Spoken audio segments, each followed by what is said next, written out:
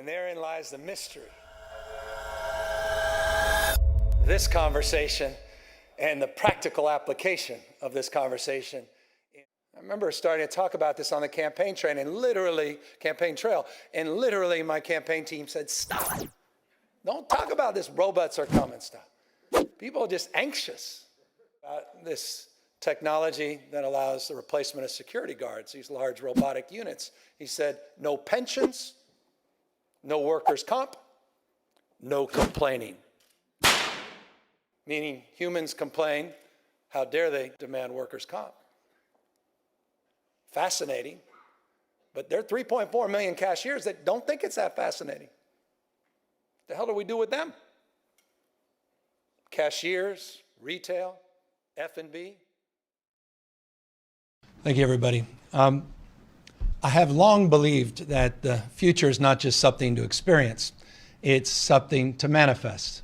That our fate and future is inside of us. It's decisions at the end of the day, not conditions that determine that fate and future. We're not victims of circumstance. We can make decisions to meet moments. And this is a moment we need to make tough decisions. This is a moment where we need some straight talk, and we need to tell people the truth.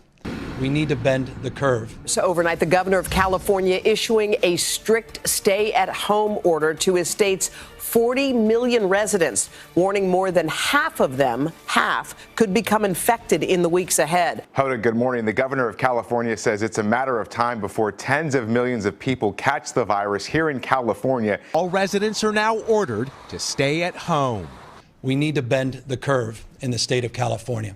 California's Governor Gavin Newsom issuing the order overnight for the state's 40 million residents. As individuals and as a community, we need to do more to meet this moment. Today is a day that will be seared into the story and the streets of this city. Amid that dramatic warning from the California governor that millions and millions more could get sick. No one is having this conversation. And again, you're not rewarded for having this conversation, trust me. I was out in Imperial County, one of the fastest growing parts, outside of where we are in the Bay Area, one of the fastest growing parts of the state of California. Just interesting, the Inland Empire. Who would have thought? We believe those local communities that have separate timelines should be afforded the capacity to advance those timelines. So let me unpack them. For example, the Bay Area. Northern California, they have guidelines where they are a little more strict than these guidelines. If they choose not to come into compliance with the state guidelines, they have that right. Others, because conditions are very different in the Bay Area and other parts of the state, more rural parts of the state, Northern California as an example, they may want to go even further. Again, we will afford them that right. With conditions and modifications that meet the health needs of the entire state. Because one thing we know is none of us are isolated. We may be more so in terms of our proximity to others, but none of us are immune or isolated from people traveling within and without and out of these communities back and forth. And so we have to manage this from a broader perspective, not just a very small perspective, but we do nonetheless recognize the variations and the diversity across the state. And so thus the ability to go stronger or to modify and begin to loosen up even more. So that hasn't confused you a little bit. You haven't been paying attention.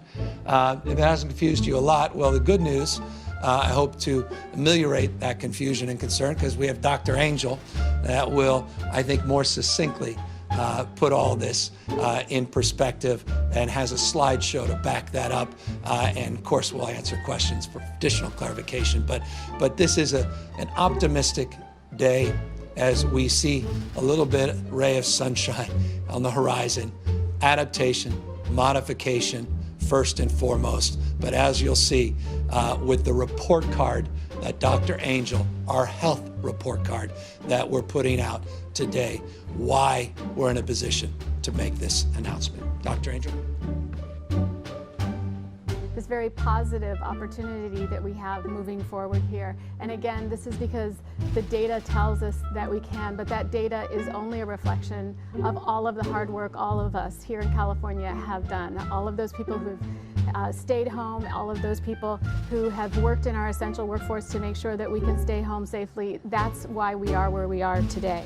And then ultimately, we are focused also on making sure we reduce the social, emotional, and economic disruptions that are occurring based upon this very important stay-at-home order that we put into place, which is one of the reasons why we are so pleased to be able to talk about moving forward and opening some areas of our sector with modifications because the data tells us so.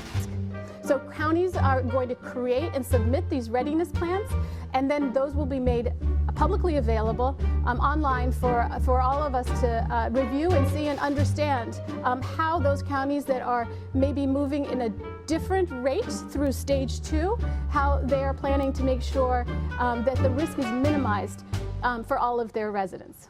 We'll be redirecting existing state staff, so we don't necessarily need to bring in an entirely new workforce at this moment because we have lots of people already available to do this. Staff will be requested by and then assigned to local health authorities. Then it makes perfect sense. That mall that closed down is now a logistics and warehouse operation right out there near the Ontario airport. Fastest growing part of the state, second fastest now, is in trucking, logistics, and warehousing. All jobs on the edge of automation. We celebrated that out there, but then I said, y'all need to be careful. Everyone said, what do you mean? Things are going great. It's an interesting moment. And to begin to address the issue of governing effectively with technology and having two-way conversations with citizens and engaging in active citizenship as opposed to citizenship that, from my perspective, exists today where we frankly treat you as subjects, where we do things to you, but we don't necessarily do things with you.